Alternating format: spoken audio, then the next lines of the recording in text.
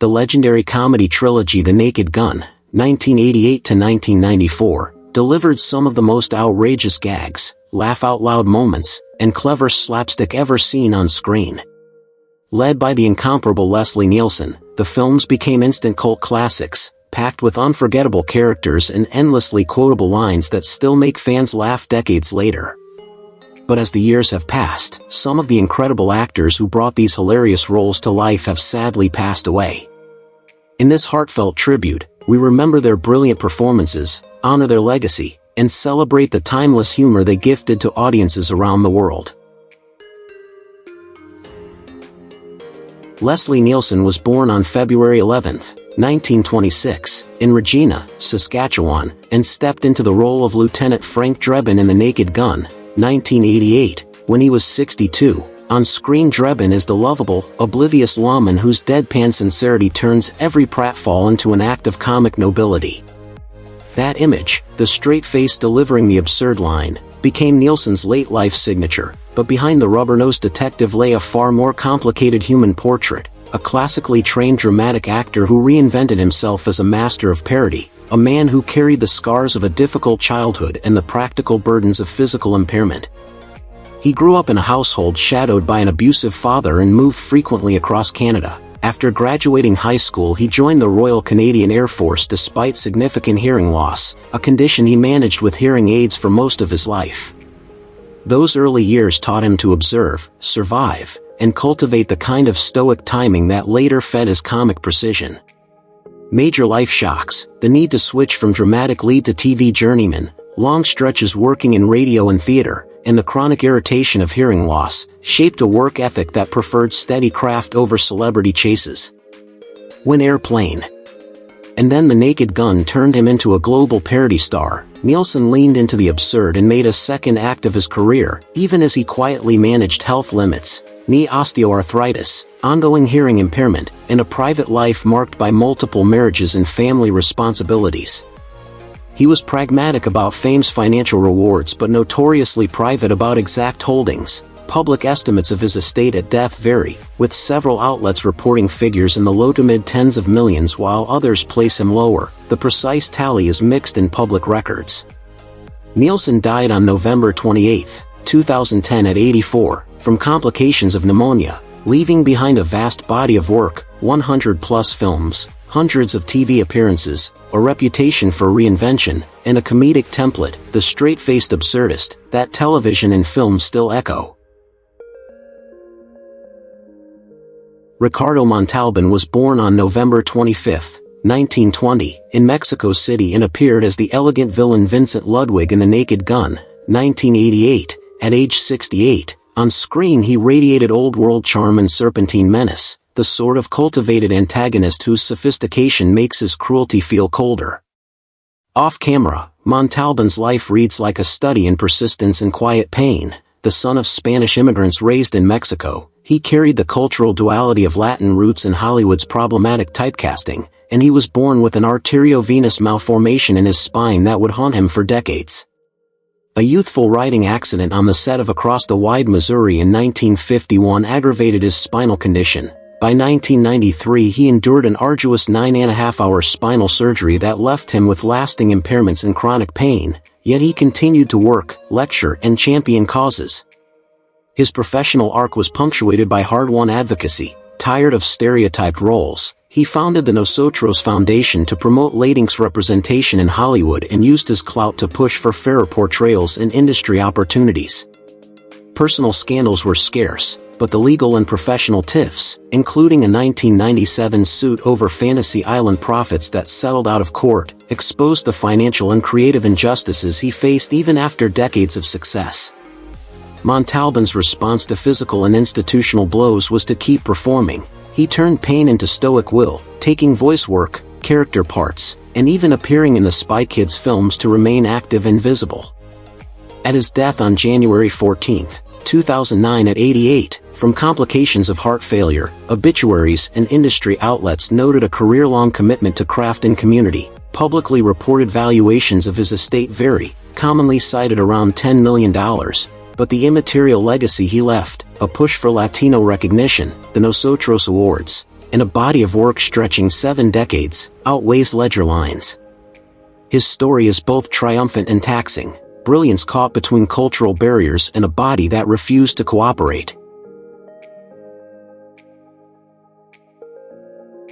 George Kennedy was born on February 18, 1925, in New York City and took on the role of Captain Ed Hockin in The Naked Gun, 1988. At age 63, Hockin's weary, no-nonsense steadiness made him the perfect foil to Drebin's chaos, and Kennedy's gruff but humane presence anchored many scenes that might otherwise have veered into shapeless farce.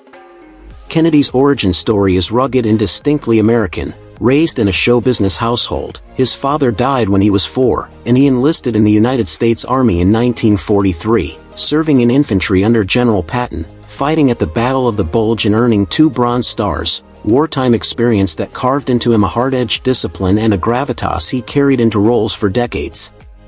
His childhood instability and the trauma of combat left echoes throughout his life. He played heavies and heroes with an authenticity born of lived hardship, but personal sorrow also visited him, late life losses including the death of his wife, and the slow toll of aging after a career that never spared him from typecasting's iron grip. Professionally, he navigated both critical peaks, an Academy Award for Cool Hand Luke, and the steady paycheck parts that make a working actor's ledger, which translates to a public estate estimate commonly reported around $5 million.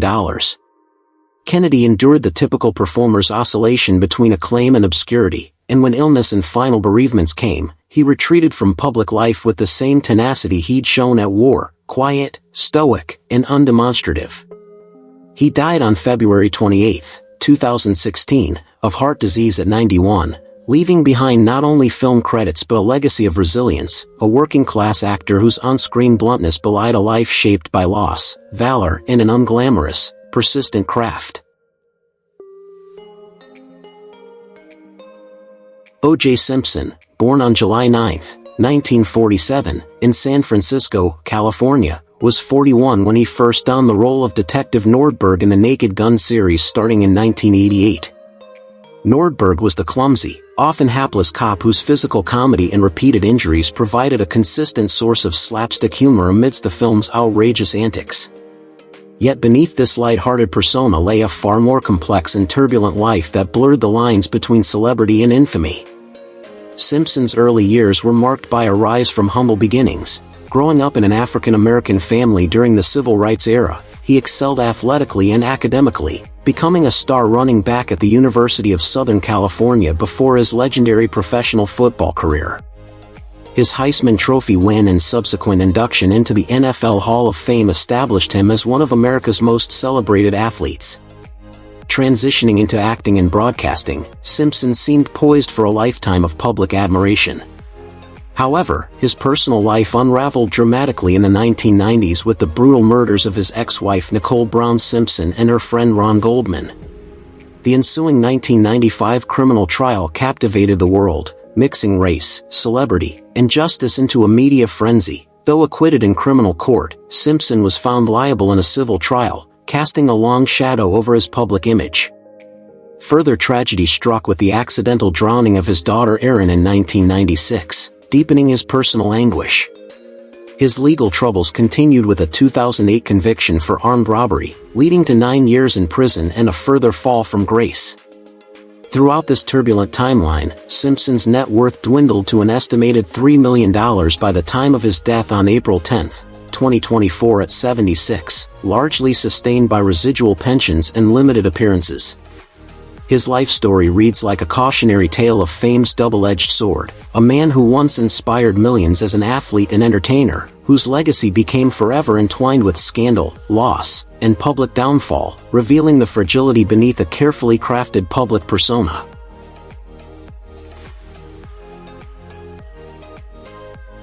Nancy Marshon, born June 19, 1928, in Buffalo, New York, was 60 when she portrayed the authoritative yet subtle Mayor Lillian Barkley in The Naked Gun, 1988. Her performance was a study in composure and understated humor, offering a sharp contrast to the film's slapstick chaos. Behind this commanding screen presence was a woman whose life was steeped in the rich tradition of American theater and television. Raised in a culturally engaged middle-class family, Marshon's early exposure to the arts laid a firm foundation for her distinguished career. Over decades, she became known for portraying strong, matriarchal characters with complex emotional layers, winning 4 Emmy Awards for her role as Margaret Pynchon in Lou Grant and a Golden Globe for her unforgettable turn as Livia Soprano on The Sopranos. Yet, despite such accolades, Marshon's off-screen life bore the weight of debilitating illness. Diagnosed with lung cancer and emphysema, she continued to work through her declining health, maintaining a relentless professional drive even as her body weakened. Her ability to channel personal adversity into compelling performances underscored a resilience few knew she possessed. She passed away on June 18, 2000, just a day before her 72nd birthday, leaving behind an estimated net worth of $5 million accumulated through decades of critically acclaimed work. Beyond the numbers, Marshon's legacy is one of artistic integrity and strength, an actress who brought depth to every role while quietly battling the ravages of illness, embodying a rare blend of grace and grit that remains a touchstone for performers facing their own personal struggles within the unforgiving world of entertainment. Janette Charles, born October 15, 1927, in London, England, was 61 when she assumed the role of Queen Elizabeth II in The Naked Gun, 1988, a role she reprised many times due to her striking resemblance to the monarch. Charles's portrayal was subtle and regal, an ironic foil to the film's absurd humor, delivering a performance that balanced respect with gentle satire. Her upbringing in post-war England was shaped by traditional values in a society recovering from conflict, grounding her in a culture that revered the monarchy. Unlike most actors who chase fame through varied roles, Charles's career was defined by a unique niche, impersonating Queen Elizabeth II with impeccable poise and accuracy. She became the world's most recognized royal lookalike, carefully curating her image and famously refusing roles that might mock or demean the Queen, including a lucrative offer from Playboy, demonstrating a personal code of respect rarely seen in celebrity impersonators. Beyond entertainment, she lent her expertise to foreign governments and institutions, coaching diplomats and officials on royal protocol, blurring the line between performance and diplomatic consultancy. This blend of artifice and authenticity made her career singular and enduring, marked by extensive travel and appearances worldwide. She passed away on June 2, 2024, at age 96, with an estimated net worth between $1 and $2 million, modest but reflective of a lifetime dedicated to this unique craft. Her legacy lies not only in her many screen appearances but also in the peculiar cultural role she played, as a living symbol bridging monarchy and pop culture, embodying reverence and parody in equal measure, and maintaining a strict personal dignity that preserved the mystique of the crown amid the unruly world of entertainment. Nicholas Worth was born on September 4, 1937, in St. Louis, Missouri, and when he took on the role of Thug No. 1 in The Naked Gun, 1988, at age 51, he made an indelible mark despite the part's brevity. His imposing physique and intense presence perfectly suited the brutish henchman archetype, a role that would become a recurring theme in his career, especially in horror and action genres.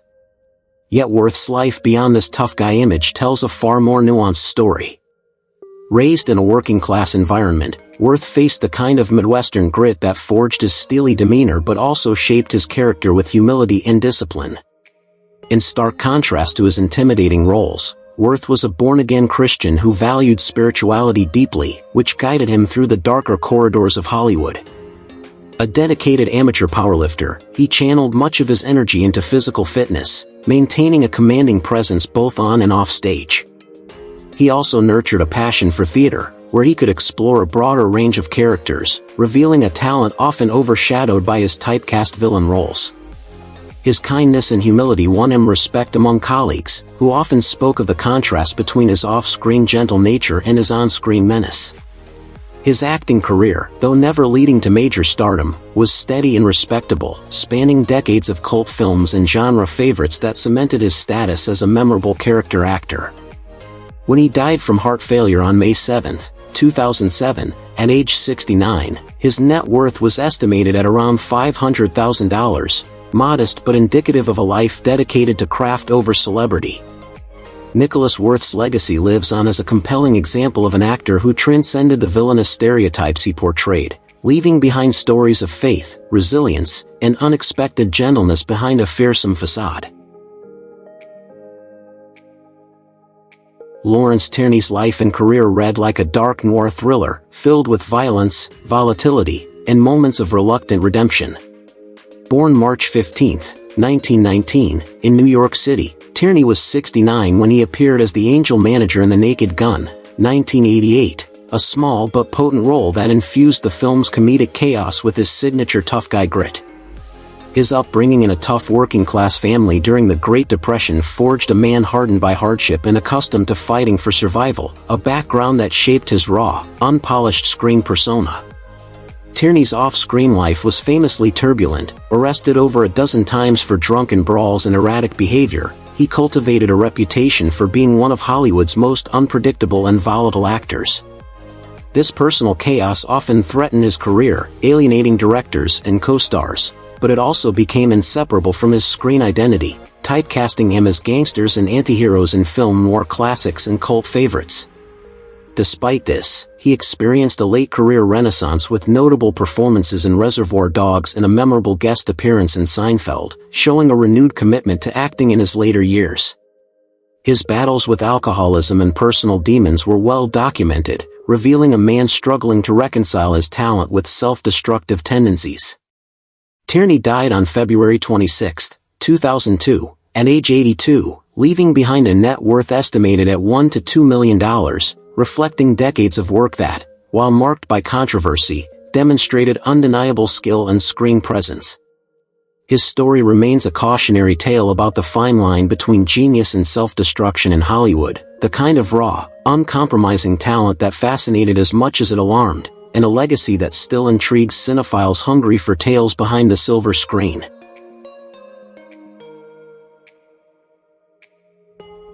Dick Enberg, born January 9, 1935, in Mount Clemens, Michigan, lent his distinctive voice to The Naked Gun, 1988, as the baseball announcer at age 53, bringing an air of earnest professionalism and sharp wit to one of the film's most absurd sequences. His delivery, punctuated by his famous catchphrases "Oh, my," and "Touch 'em all," perfectly married sports broadcasting with comedy, enhancing the scene's hilarity while maintaining credibility. Enberg's life off-screen was as dynamic and storied as his voice was iconic.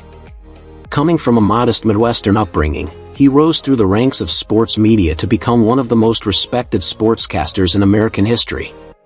Covering everything from Super Bowls to Wimbledon, his career spanned over 5 decades, and he was admired for his encyclopedic sports knowledge, calm demeanor, and ability to narrate the drama of competition with infectious enthusiasm. Yet behind his professional success, Enberg faced personal challenges, including a difficult divorce and the ongoing struggle to balance a demanding career with family life.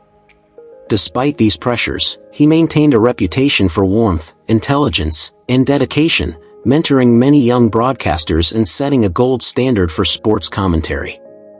He authored several books and was inducted into multiple halls of fame, a testament to his influence on sports media.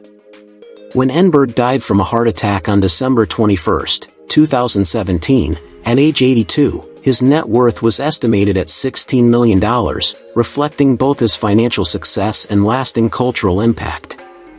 Beyond the numbers, his legacy is a voice etched into the memories of sports fans worldwide, a pioneer who elevated sports broadcasting to an art form and whose stories behind the microphone reveal the life of a man who truly loved his craft. Robert Goulet, aged 58 when he delivered the suavely menacing Quentin Habsburg in The Naked Gun 2.5, The Smell of Fear, 1991, brought theatrical venom to the role, a practiced smile masking a lifetime of public triumph and private turbulence. Robert Gerard Goulet was born November 26, 1933, in Lawrence, Massachusetts, into a French-Canadian millworking family. After his father's death, the boy was sent to Alberta at 13, a dislocation that seeded both a fierce drive for approval and a deep attachment to performance as a refuge. That trajectory led to Camelot, a Tony Award, a signature song that millions could hum, and an international career that made him a household name, yet fame carried its own bruises. Goulet's private life included 3 marriages, salvageable scandals, a famously ill-starred national anthem performance that became tabloid fodder, and a later-life scramble to reconcile American celebrity with an overdue claim to Canadian citizenship, an odd bureaucratic twist that underscored how even storied performers can fall through administrative cracks. Health battles shadowed his final years. Pulmonary fibrosis claimed him on October 30, 2007 at 73, and his financial estate, commonly estimated around the mid-single millions, belies the cultural value of a baritone whose recordings, television specials, and stage revival fees continued to pay royalties long after curtain calls.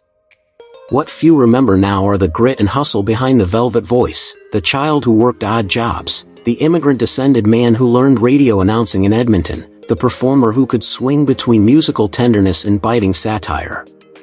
Goulet's legacy is performative paradox, an actor whose smooth on-stage charm sometimes had friction, financial ups and downs, and personal regrets. Culturally, he left recordings and stage performances that continue to resurface in films, commercials, and nostalgic revivals, proof that even a scandal-tinged career can seed an enduring artistic footprint.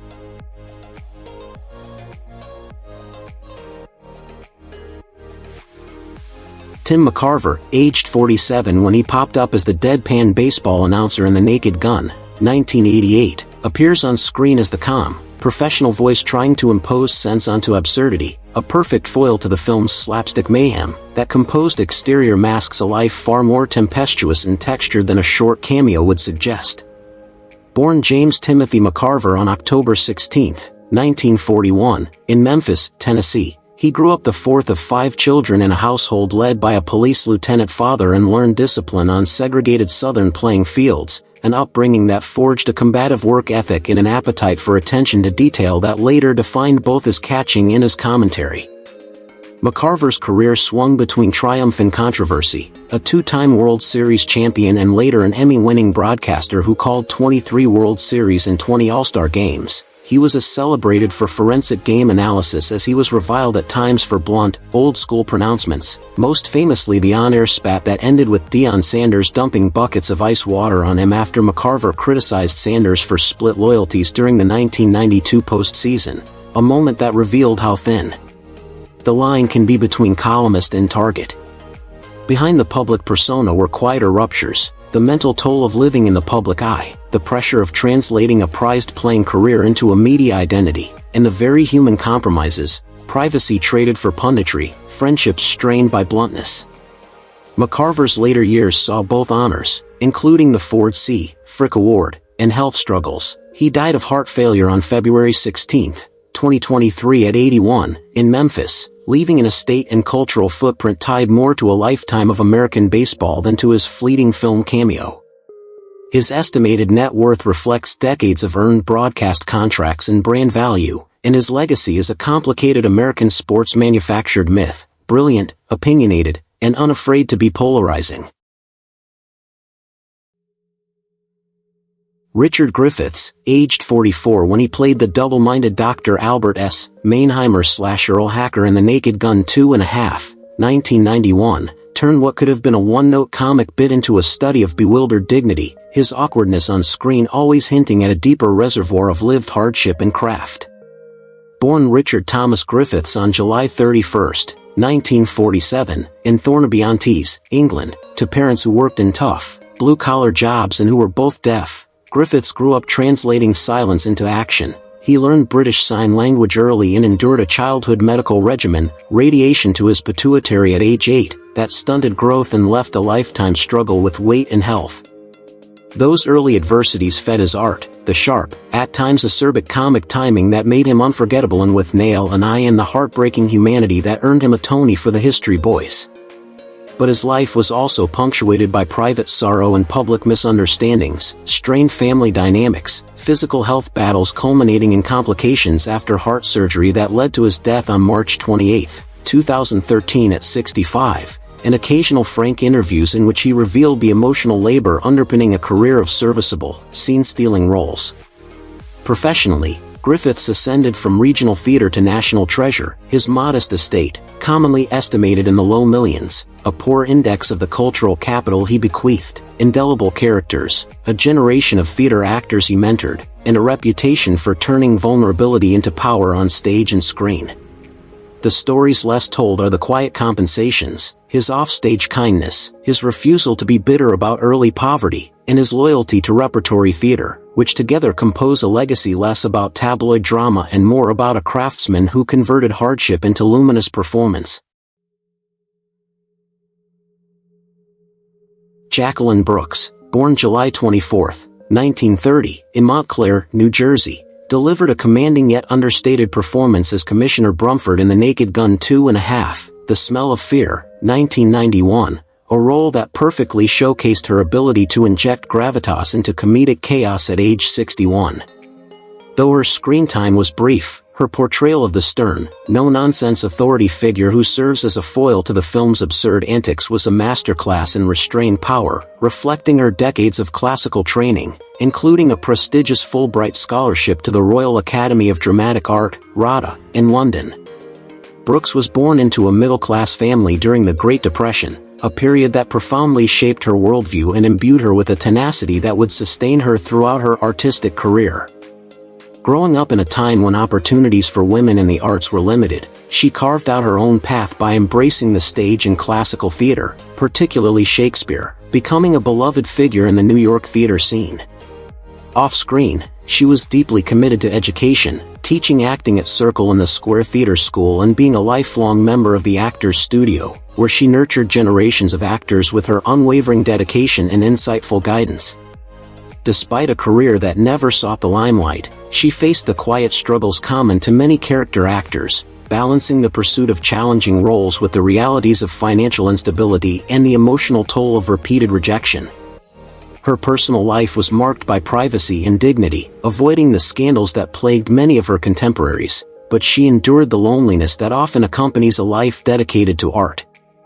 Diagnosed with lymphoma in her later years, Brooks fought the disease with the same resilience that defined her career until her passing on April 26, 2013, at age 82.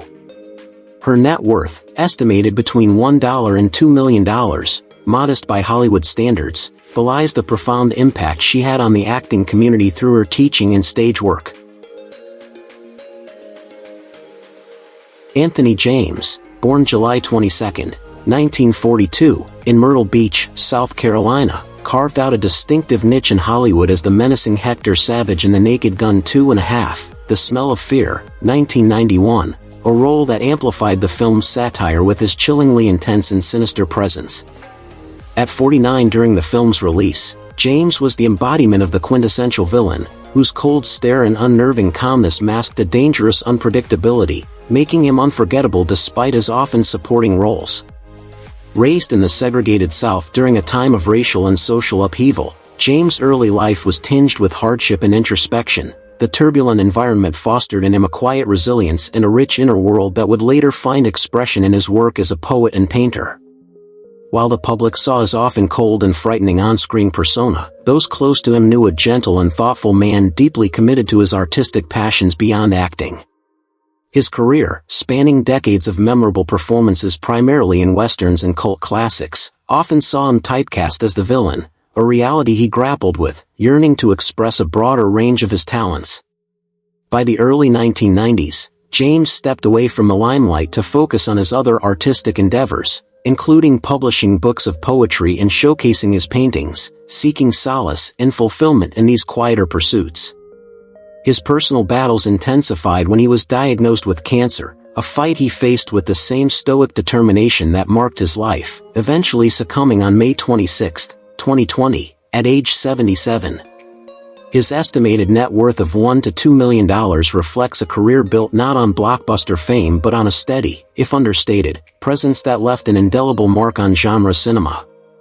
More compelling than his on-screen villainy is the duality of his life, a man wrestling with the constraints of Hollywood typecasting while cultivating a deeply personal and rich creative life away from the public eye, a story seldom told but crucial to understanding the full scope of his legacy. Though time has passed, the laughter they gave us still echoes. The cast of The Naked Gun brought joy to millions, and even though some of them are no longer with us, their performances live on.